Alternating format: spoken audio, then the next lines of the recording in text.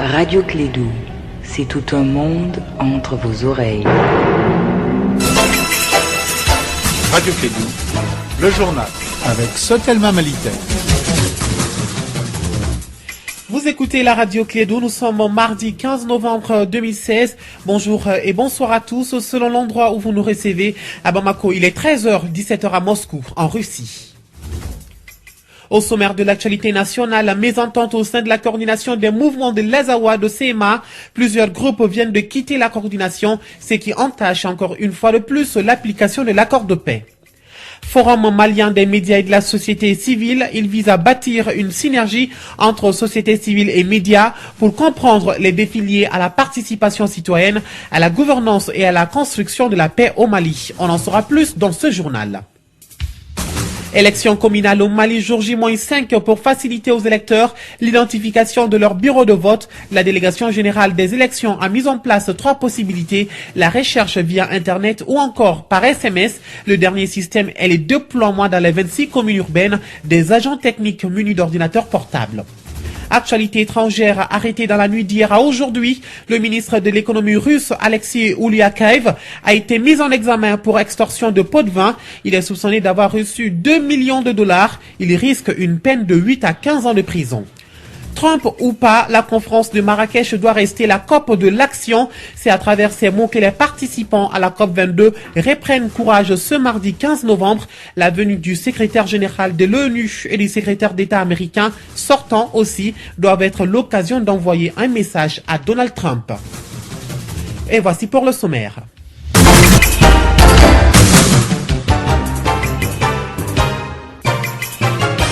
Bienvenue à tous. Il faut une application inclusive de l'accord de paix. C'est ce que pensent les mouvements qui viennent de quitter la CMA, à savoir le MSA, la CPA, la CMFPR2, en plus du CJA. À l'issue d'un point de presse, ces regroupements affirment que l'application de l'accord n'avancera pas tant que tous les acteurs à la base ne se sont pas impliqués. Ces propos sont d'un des responsables, Mohamed Ag Ousmane Mohamedoun. C'est encore une alerte à l'endroit des décideurs dans le cadre de la mise en œuvre de l'accord par rapport aux questions d'inclusivité, par rapport à la grave crise qui est en train de secouer la CEMA aujourd'hui, qui est en train de secouer la CEMA et que certains essaient de ne pas entendre ou de ne pas comprendre. Aujourd'hui, il y a une grave crise au sein de la CEMA, ce qui fait que aujourd'hui, ce qu'on pense être les décideurs au sein de la CEMA ne tiennent pas le contrôle de la CEMA. Ils ne sont pas les seuls décideurs et ils ne contrôlent pas la CEMA, ni sur le plan démographique, ni sur le plan géographique, ni sur le plan sécuritaire. C'est là extrêmement important. Donc l'objectif de cette conférence de presse, c'est d'alerter pour que les problèmes qui ont été évoqués soient corrigés, notamment les décrets concernant les autorités intérimaires. Nous avons demandé la correction de ces décrets. Nous ne voulons pas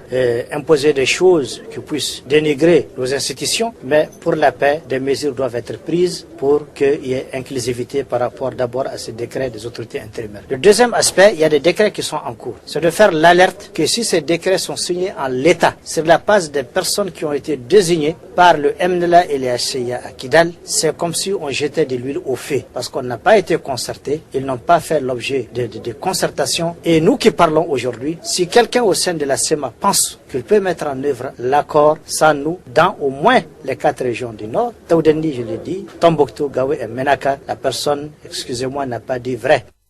À l'instant, l'un des responsables qui viennent de quitter la CEMA, Mohamed Ag Ousmane Mohamedoun.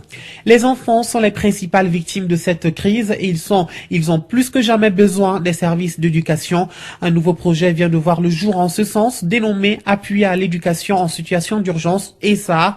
Il permettra d'accroître l'accès équitable aux services d'éducation pour les enfants affectés par le conflit. Le lancement, c'était hier à Ségou, en présence des responsables et partenaires de l'éducation des régions concernées, notamment Ségou, Mopti, Gao, Tombouctou et Kidal. De Ségou, la correspondance de Douba Dombélé. Ce nouveau projet d'appui à l'éducation nationale est une initiative du gouvernement américain à travers l'Agence américaine pour le développement international USAID et la société de recherche et de développement international Camris. La directrice de Camris, Anna Diallo, lors de la cérémonie de lancement, a présenté les grandes lignes de son projet et les résultats attendus. Le projet d'appui à l'éducation en situation d'urgence, ISA, est financé par l'USAID pour un montant de 14,5 millions de dollars, soit environ 9 milliards de francs CFA, sur une période de 3 ans, de 2016 à 2018. Il vise à accroître l'accès équitable à une éducation de qualité. Paul Fonsby, ambassadeur des États-Unis au Mali, dans son adresse à l'assistance a donné les raisons de cette initiative américaine dans le secteur de l'éducation au Mali. Aujourd'hui, le gouvernement américain favorise le retour à l'école pour les enfants ayant été absents de l'école. C'est dans ce sens que le lancement segure de ce projet d'appui à l'éducation en situation d'urgence prend toute sa symbolique. Une initiative qui va permettre de répondre aux préoccupations et sollicitations des populations des régions touchées et affectées par la crise sécuritaire de 2012. Barthélemy Togo est le ministre de l'Éducation nationale au Mali. L'importance de l'événement se mesure à l'aune de l'atteinte des objectifs de notre pays en matière d'éducation et de la nécessité de prendre en compte les marqueurs engendrés par la situation scolaire, notamment en ce qui concerne la prise en charge des élèves déscolarisés et des enfants non scolarisés du fait de la crise. Vivement donc l'atteinte des résultats attendus pour un plus grand accès équitable aux services de l'éducation sur toute l'étendue du territoire malien. De Ségou, Douba Dambélé pour la radio Clédou. Je vous le disais dans les titres, élections communales, il ne reste plus que 5 jours pour permettre aux électeurs d'identifier leur bureau de vote. Donc la délégation générale des élections DGE a mis au point 3 systèmes. Voyons les précisions avec le délégué général aux élections du Mali, Chaka Sangari.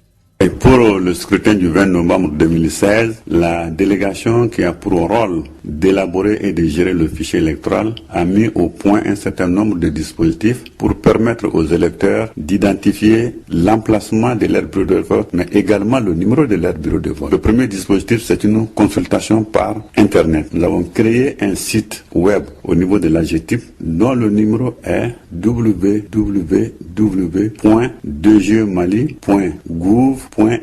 Vous pourrez retrouver votre nom, votre prénom, l'emplacement de votre bureau de vote et le numéro de votre bureau de vote. Le deuxième dispositif est le système SMS. Il s'agit d'envoyer un message à l'un des numéros offerts par les deux opérateurs téléphoniques, Orange Mali, Malitel. Le message qui est envoyé est le suivant: ELE, espace, numéro Nina, espace, nom de famille, et vous envoyez ça. En retour, vous recevez les informations qui sera opérationnelle à partir du jeudi dans le district de Bamako, consiste à déployer dans les 26 communes urbaines du Mali des agents techniques munis des ordinateurs portables et pour donner toutes les informations aux électeurs, en tout cas aux citoyens qui vont se présenter à eux et relativement au fichier électoral.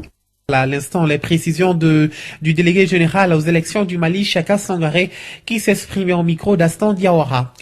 La campagne pour les communales bat son plein, enseignante et peut-être bientôt conseillère communale. Madame Sangare Awadoumbia est dernière sur la liste SNID pour les communales du 20 novembre 2016 en commune de Kalabankoro. Malgré sa position sur la liste, elle essaye de convaincre ses partisans et l'éducation est l'une de ses priorités. Écoutons Madame Sangare Awadoumbia. Ce qui m'a poussé à faire la politique, j'ai vu là où nous sommes, les hommes n'arrivent pas à défendre notre cause. Nous aussi, nous sommes lancés dedans. Étant élus là, on va se battre pour les femmes. Quand nous voyons actuellement, on voit que chez nous, dans la commune de Kalabankoro, les femmes souffrent beaucoup. Prenons un exemple sur l'eau. Vraiment, il y a des problèmes d'eau ici. Il y a des quartiers où les gens peuvent passer la journée sur ça. Ensuite, je peux donner un autre exemple encore. Quand on prend l'éducation, au niveau de l'éducation, là où je suis, on a l'effectif pléthorique, ça ne va pas. Chaque classe, on a plus de 100 élèves qu'on a à enseigner. Il y a manque de classe qui est là. Moi, je dis qu'à partir de ces quelques exemples-là, si je suis élu, je suis bien me défendre pour ça. Bon, voici quelques solutions que je peux prendre. La solution que je peux prendre, étant élu, il faut que nous sommes élus parce que là, on est au moins derrière la liste, mais néanmoins, ça ne fait rien. Mais on sait, la solution que j'ai à apporter, peut-être ça peut avoir au moins la solution pour défendre la cause des femmes. Il y a équité genre, qu'on appelle approche genre qui est là, pour que les femmes puissent être autonomes n'importe où. Voilà, à l'instant, la candidate en commune de Kalabankoro sur la liste SNID, Madame Sangare Awadoumbia, qui s'exprimait au micro d'Étienne Niari.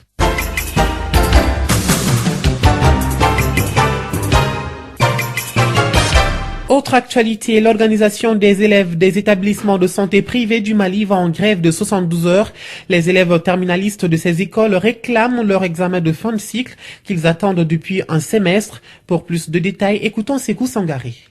En fait, notre problème dans les établissements privés est qu'on n'a pas examiné. Les candidats de l'année scolaire 2015-2016 n'ont pas examiné. Ça fait 6 mois que nous sommes à l'attente de notre examen sans succès. Nous sommes vraiment très touchés par cette situation. Oh oui, nous avons fait des recherches. Quand nous avons été au siège de l'organisation des promoteurs des écoles de santé, ils nous ont dit qu'il s'agit de problèmes de financement, que l'État doit financer, mais que l'État refuse. Et quand nous sommes arrivés au niveau du ministère de l'Éducation, ils ont dit la version contraire, dit qu'ils ont exigé, demandé aux promoteurs de payer 40 000 francs par candidat. C'est-à-dire les 300 000 que nous donnons, et les promoteurs n'ont qu'à enlever 40 000 là-dedans pour frais d'organisation de l'examen, que les promoteurs ont refusé. Et les promoteurs, ils ont demandé aux promoteurs d'organiser leur examen, les promoteurs n'ont pas accepté d'organiser l'examen et ils ont refusé de payer. C'est ce que le secrétaire général du ministère de l'Éducation, Moumouni Traoré, nous a dit. Avant, mon avis est que les promoteurs doivent payer. Nous sommes des privés avant tout. L'État a pris les 15 000 des candidats pour l'organisation de l'examen. Là où on prend l'argent des élèves, les promoteurs là, ils doivent payer, vraiment à mon avis, ils doivent payer. Même si c'est 10 francs, ils doivent payer quelque chose pour que nous puissions résoudre le problème ensemble.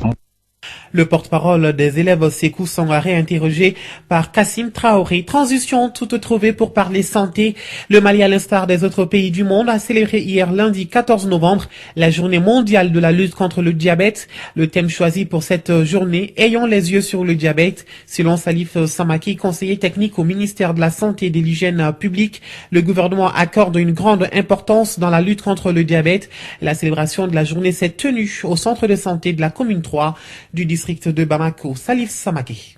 Le gouvernement attache une très grande importance à cette question du diabète. C'est pourquoi il y a eu l'élaboration d'un document de politique en la matière dont le diabète figure en bonne position. Et aussi, il y a un centre de diabétiques qui a été développé à l'hôpital du Mali, qui est vraiment un centre qui a été vraiment un point de référence, j'allais dire.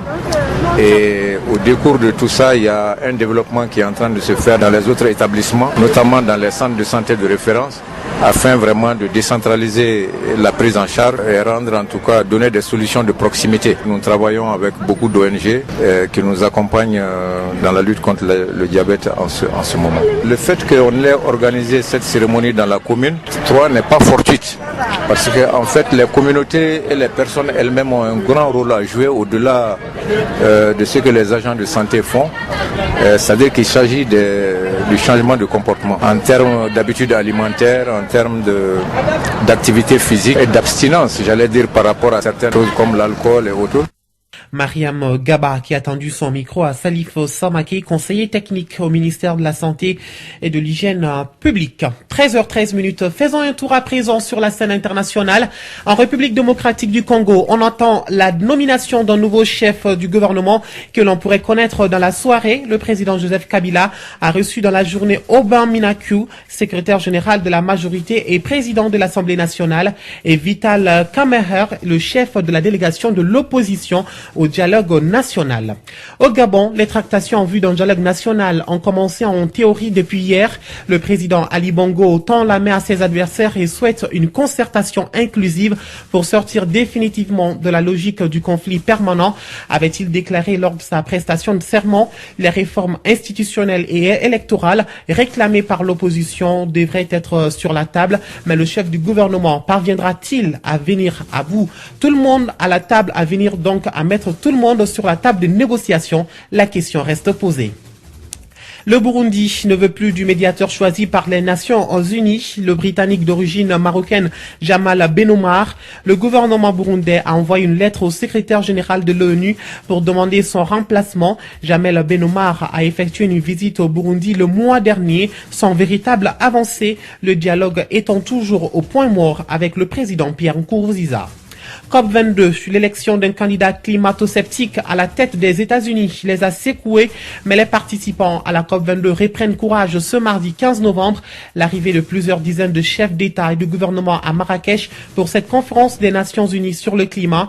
La venue du secrétaire général de l'ONU et du secrétaire d'État américain sortant aussi doivent être l'occasion d'envoyer un message à Donald Trump, et François Hollande espère notamment tirer son épingle du jeu. Je vous l'annonçais dans les titres, le ministre russe de l'économie a été arrêté dans la nuit d'hier à aujourd'hui. Alexei Ulyukaev est accusé de corruption dans le cadre d'une opération de privatisation. Alexei Ulyukaev aurait été pris la main dans le sac, selon l'expression de la porte-parole du comité d'enquête, l'instance chargée des affaires sensibles et qui a procédé à l'arrestation à l'issue d'une enquête. Il est donc soupçonné d'avoir reçu 2 millions de dollars et risque une peine de 8 à 15 ans de prison.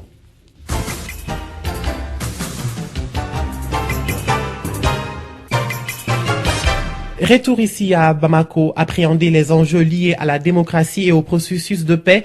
C'est l'initiative de la Fondation Tuwindi en organisant le Forum malien des médias et de la société civile. Le forum a pour but de veiller sur l'état de la mise en œuvre de l'accord, défis et perspectives et l'appui au processus électoral au Mali. Bâtir une synergie entre société civile et médias pour comprendre les défis liés à la participation citoyenne, à la gouvernance et à la construction de la paix. C'est le thème de ce forum. Écoutons Alexis Calambri, le président du forum.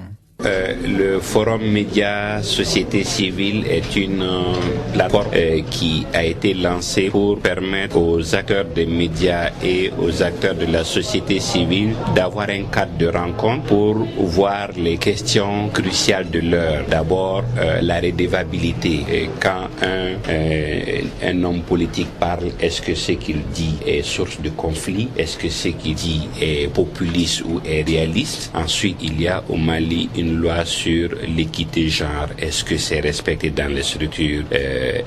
Il y a un accord de paix. Est-ce que l'accord de paix s'applique? Quelles sont les violations? Qui est à l'origine des violations? Voici pourquoi ce forum existe. Nous œuvrons à travers une plateforme et nous permettons aux gens de venir sur la plateforme pour voir qu'est-ce qui se fait, qu'est-ce qui est fait. Est-ce que nos hommes politiques sont à la hauteur? Est-ce que c'est des hommes de paix? Est-ce que c'est des gens qui font des propositions réalistes et réalisables? Est-ce qu'ils mentent au peuple? Donc voilà à peu près pourquoi ce forum existe.